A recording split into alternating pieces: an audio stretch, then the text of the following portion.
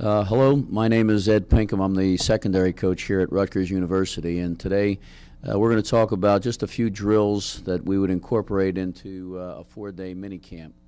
I'm going to start off with our stance, and one of the things we do, we're going to talk about a corner's perspective of stance. Primarily, when we look at it, we want to put ourselves in the best position from which to come forward. With that being said, we're always aware, whether we're playing 3-deep coverage or whether we're playing off man, that upon recognition of a 3-step, we got to be able to come forward towards the line of scrimmage. And with that in mind, we try to assume a stance that is going to put us in the best position to do that. Our stance starts with our feet. We usually will align in the corner position with our outside foot up. Our toes are in a toe-to-heel, toe-to-instep relationship. Our knees are just flexed. I want to eliminate a lot of knee bend. In other words, I want to keep my tail up in the air. The width of my stance is usually just about 2 or 3 inches apart. My chest is out. If they dropped a guillotine through my chest, it would come from my chest and hit my toes. In other words, the majority of my body weight is focused over the tops of my toes. My shoulders are tilted slightly just for vision from that corner position. And with my tail up, I try to play with as flat a back as I can. We're going to take a look here as we go with an explanation. My tail is up. You can see the flex in my knee is minimal. We're trying to get our toes out over, our chest out over our toes, and you can see the stagger is just slight. Toe to heel, toe to instep. And as we progress here, we're right here now, as we look at this, we're giving an example here of a little bit too much bend in our knee. We really don't want to pronounce bend in our knee. What we would prefer is, as we get down and assume our stance, our back would be as flat or parallel to the line of scrimmage. Our knees are just slightly bent. And as I said earlier, our shoulders are turned just a little bit for vision to the quarterback. Here we have just a little bit too much stagger. If we were in a perfect world, our feet would be toe to heel or toe to instep. And again, we're talking about getting somewhat flat in our back. The next issue that we want to address is every day when we start off with our back pedal, we try to assume the perfect stance. When we're playing off man or perhaps 3-deep zone coverage, we want to assume an alignment approximately 8 yards from the line of scrimmage. This should give us enough time to read whether it's a 3-step or not, and still keep vertical leverage on the ball. So in our progression in our back pedal, before we get into our back pedal, we want to explain to our corners, our defensive backs, that at the snap of the ball, we want to reach with our back foot and with a tempo of approximately 60% of our maximum effort. In other words, we're just giving ourselves some backward movement, but we're not trying to get burst off the ball. We're under control with our chest over our toes. When we do these drills, we're going to start every drill with a slow get off and then pick up the pace. We're going to talk about backpedaling, and we want to emphasize 3 issues with our back pedal. We want to talk about, as we backpedal, keeping a narrow base, so we use the white stripes on the football field. In these drills, you'll see we're going to do all the drills where the defensive back starts on the line. He is going to reach with his back foot first, and then backpedaling. Keep in mind 3 coaching points, that being backpedal with a narrow base. In other words, not a lot of space between your thighs. I use the expression at times, keep an eye in your thigh, meaning keep your thighs close together. The second coaching point is keep your hips high. By keeping your hips high, we try to keep our chest out over our toes. And then the third point is just a normal relaxed arm swing. We're going to now address the drills that we use in backpedaling and defensive back movements with every practice. We will incorporate this into every single practice session. And what we're going to do is really focus in on the movements that are very specific to defensive back play. In the drills that we're going to see right here, we have started off by backpedaling out to the hash, and in this case, we're talking about the first movement being our hip snap. We want to be able to move as a defensive back in straight lines, eliminating any rounded motion, therefore wasted movement and distance towards our objective. On this drill, you can see we're going down the line of scrimmage. We are turning, snapping our hip over. The coaching points being, don't vary from the white stripe. Let's snap our hip over and stay right on the white stripe as we get back to the sideline from where we started. The next this drill is we're going to come off the sideline, and now one of the things about defensive backs is we start away from the line of scrimmage, and we have to break and drive. The ability to change direction from coming away from the line to that in which we're attacking the line of scrimmage is fundamental for a defensive back. We're going to do a drill now where we focus on coming back to the line of scrimmage in 3 different angles, but we will do this from a position where our hips are going to initially be, we're going to start off on our back pedal, but initially turn our hips so that they are perpendicular to the line of scrimmage. To do this drill, we will all turn in one direction, predetermined. I may say to them, all right, we'll start the drill turning towards the scoreboard, and after we do a progression of 45 degrees, 90 degrees, and then 130, we will flip it around and turn in the opposite direction and do the drill with a break of 45 degrees, 90, and 130. You can see here, we're turning, break, drive. Our upfield foot is our brake foot, break, drive, and then we're going to break at a 45-degree angle to the next line. Again, we want to get our foot down. Our deep foot is our brake foot.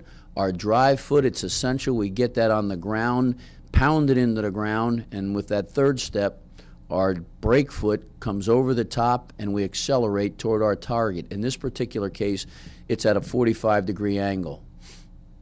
We'll now, with this drill, we brake. We're just finishing up the first 45-degree angle. We'll now brake straight back at the line of scrimmage. Turn, brake, drive. They're listening to my commands. Turn, brake, and back at the line of scrimmage. All right?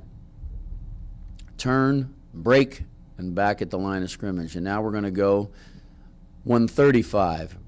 Brake and drive, and we're going to come off on an angle 135 degrees. Brake, drive, and the other way.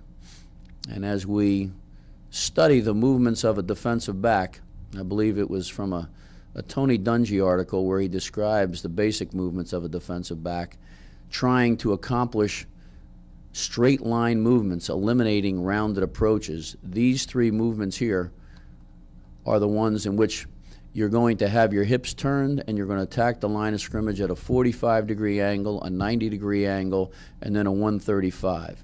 As you can see with the drill now, we are flipping our hips where, from our perspective, we initially flipped our hips to the right. Now we're going to do that same progression where we flip our hips to the left, and we're going to do the same drill. Brake foot, drive foot. The first is to do it at a 45-degree angle, that you can see the drill here now. Brake, drive. There we go at 45 degrees. Brake, drive. All right? We tell them, turn, brake, drive. They're listening to my commands. Turn, brake, drive. That's 90 degrees now, straight back the line of scrimmage. Turn, brake, drive. And the entire group goes through. We usually try to do it at a 3-to-1 work to rest ratio, in that we usually get lines about 3 deep, and that gives them enough rest between each repetition. And here we're going to finish with a 135. Brake, drive, turn. That snaps their hips. Brake, their deep foot brakes. then their drive foot pounds into the ground, and then cross over at the angle. The next sequence of these drills is going to be where you can see we want to keep our hips, instead of turning our hips so that they're perpendicular to the line of scrimmage, in this drill sequence, our hips are parallel to the line of scrimmage. This comes into play oftentimes we're in a two-deep safety position where our hips are parallel to the line of scrimmage and we got a break on the thrown ball.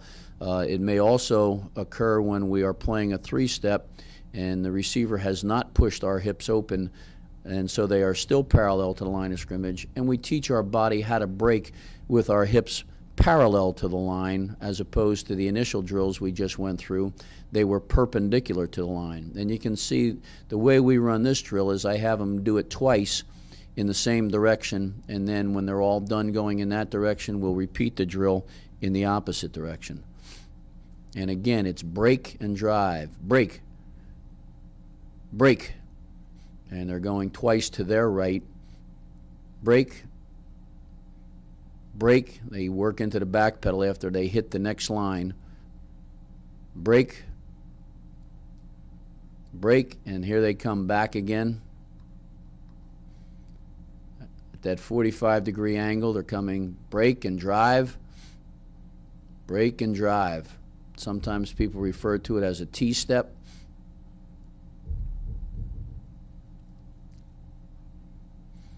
And we'll finish up. Now, with this drill progression, we have covered basically the fundamental skills of a corner and a safety. There's a few other drills, backpedaling on an angle, in other words, a weave backpedal, that you can also incorporate as part of this drill, as part of this sideline sequence. Thanks. Next, we're going to go into how we limit long plays. We talk about it as part of a trap the mouse teaching progression. All right, the next thing is, how do we keep leverage on a ball carrier? In this drill, the ball, we've put two lines 15 yards apart, and we've had a ball carrier attack is in between the 15 yards. You can see we're on the 10-yard line and on the 25-yard line with our defenders, and the ball carrier is right in between them on the 17 and a half. You can do it on any 15-yard area. And what we're trying to do is teach our defensive backs how to keep leverage on the ball. You'll see the way we rotate, we'll rotate in a circle. The blockers go to the back of the line. On the next, as we rotate clockwise, the blockers will go to the back of the line. The defensive backs will step up and they become the blockers, and then the ball carrier goes to the back of the line on the other side. And what we're trying to teach them to do is take an angle to the ball so you keep leverage on the ball carrier, attack the blocker, lock out, and then disengage, keep leverage, keep the ball between you. We call this trap the mouse.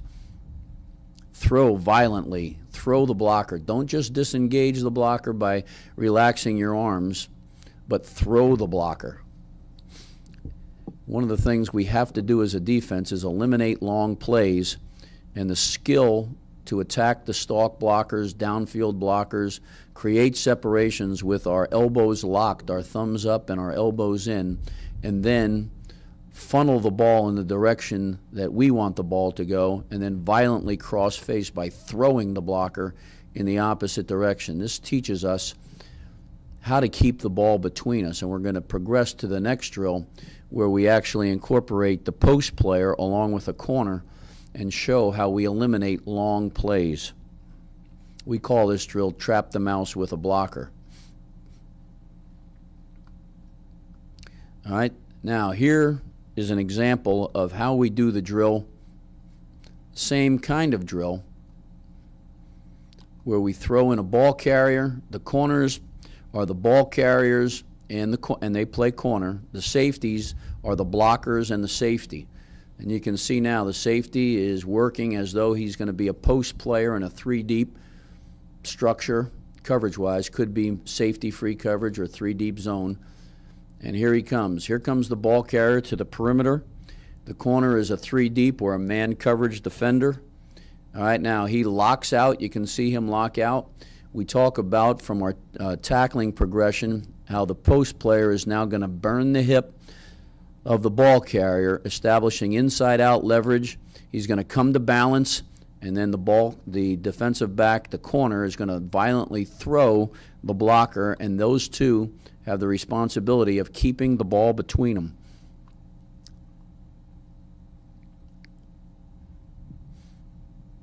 And you can see from the screen, we rotate the safety, who's the post player, becomes the blocker. The blocker, safety, goes to the back of the safety line, and the corners, they just rotate between tailback and wide receiver.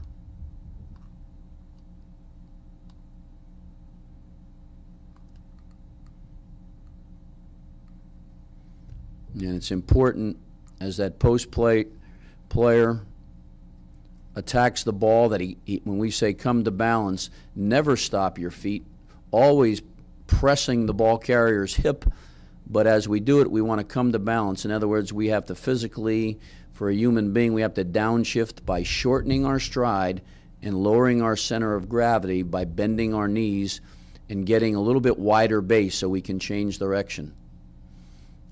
So as we come to balance, we're shortening our stride, dropping our tail. We keep our face up, our shoulders back, but we approach the ball carrier with leverage, inside out, forcing him to go the direction we want him to go, shortening our stride, dropping our tail, and getting a little width with our feet.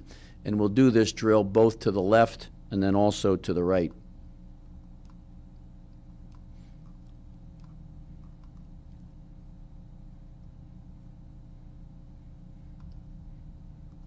All right, now, this next drill. This is a drill where we just break down our cover two, and we call it a cover two half-line drill, where we get the corner and the safety. And the whole idea about cover two, from an offensive standpoint, they always want to attack the corner. In other words, they want to give a high-low stretch to the corner in cover two. They're going to put a threat underneath them and a threat behind them. And this drill teaches our safety just to play it where he's reading the quarterback's eyes. It teaches the corner how to play deep to short. The first high-low is where they run the short set-down route of the wide receiver and the 7 route of the inside receiver. And you can see our corner has to expand and come off of that. So they're basically, and here's another example, they're going to high-low. They're going to run a streak, or excuse me, in this particular case, they're running a 7 route from the outside receiver. He's going to run in and then out, and they're going to try to occupy the corner in the flat with a shallow route. And that corner has to come off and be able to play deep to short. He can't just jump down. And you can see we use the expression, show your hip to the quarterback, expand at a 60-degree angle. And you can see the corner in that case is expanding, showing his hip right there again. This is the third. If you drew these 3 routes up and just repped these 3 routes, these are the 3 favorite routes of offenses versus a 2-deep corner and safety. There's the first one we saw before. All right, there's 2 verticals where the safety has to make sure he's eyeballing the quarterback. Here it is again. We're stretching the quarterback. You can see the corner carries. There's no threat in the flat for him to play short, so he's kind of low shoulder on that vertical route. And then our last drill sequence, it refers to man-to-man skills.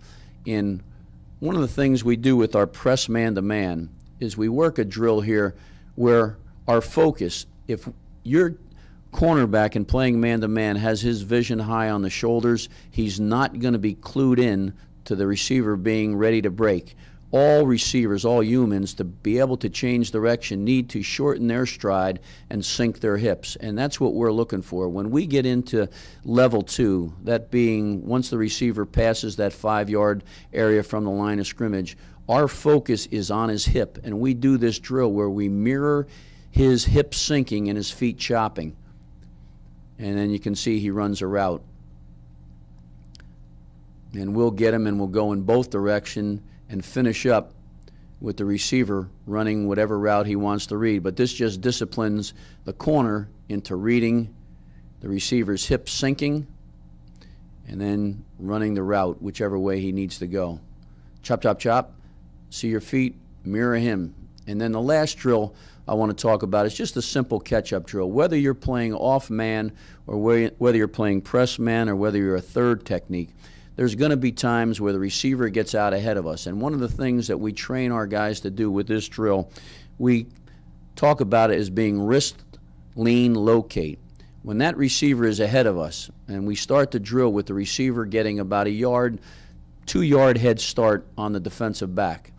And this is at a period where we talk about it being in level 3. In other words, it's off the line of scrimmage. They've run through the 10 to 15-yard area where they might run curl, out, what have you, and now they're into their fade, and we find ourselves in a trail position.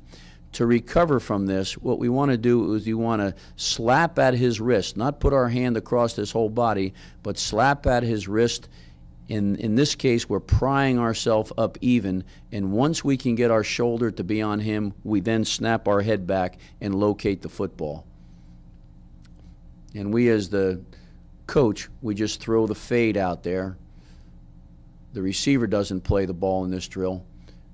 The defensive back does. Wrist, lean. When you can lean, you can't locate the ball. In other words, you can't look for the ball unless you can lean. So it's wrist, lean, locate, and we'll all go in one direction, and then the coaches will come down the other end of the field, and you can see we'll do the same drill. Wrist, lean, locate. Wrist, lean, and only when you can lean do you snap your head back. You become the receiver, boxing out the intended receiver with your body and playing the ball yourself as the wide receiver. I hope this has been of some value to you. I appreciate the opportunity to visit with you. And if you do have any questions, I'm here at Rutgers University, and you can get a hold of me here at the office. Thank you.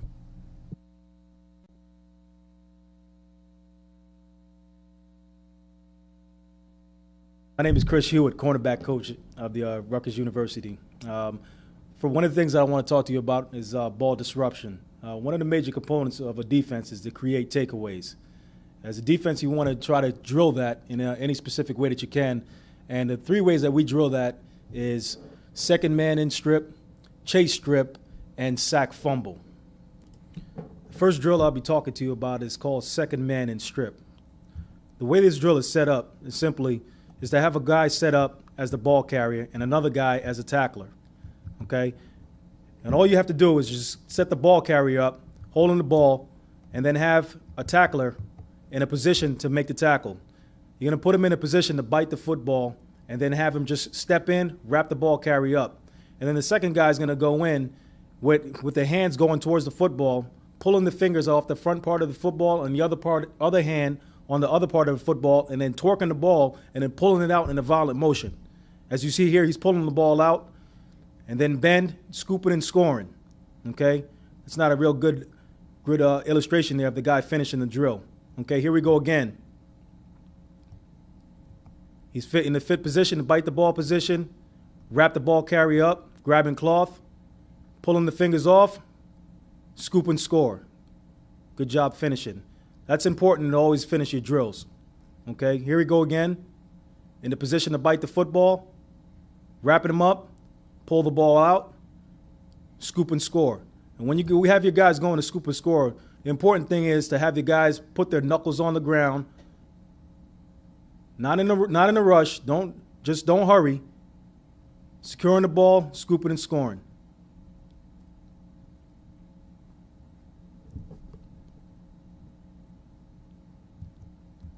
Here's another shot of it.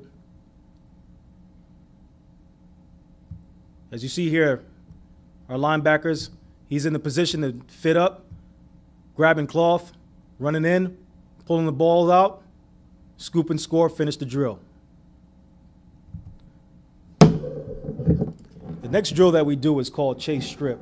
And this is a drill that you will use when you have a guy who's chasing the running back or wide receiver or whoever is carrying the football, and you're in a position where the ball is exposed and you can strip the football from behind.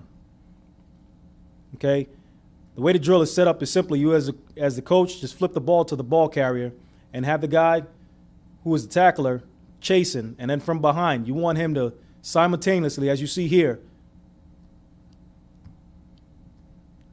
pulling the ball out, wrapping the ball carrier up simultaneously, and then pulling the ball out. It's not really a good job here of the illustration. Let me go to another slide. Okay, this is a better look of it here.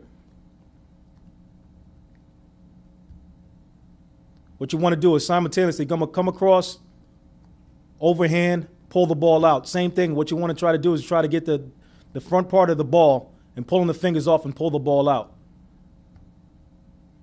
Coaching point here is you want to try to simultaneously secure the football, secure the tackle, and stripping at the ball at the same time.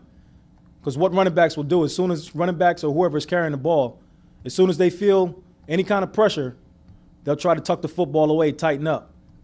So you want to simultaneously grab and pull at the ball at the same time.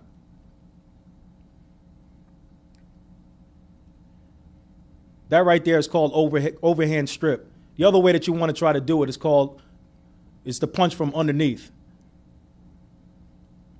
And all you want to do is when the ball is exposed from behind is to run in and punch the ball out from behind. Third drill that we use is called sack fumble. And all you want to do is just have a guy stand there as mimicking as the quarterback and holding the ball up in a position where he's about to throw the football.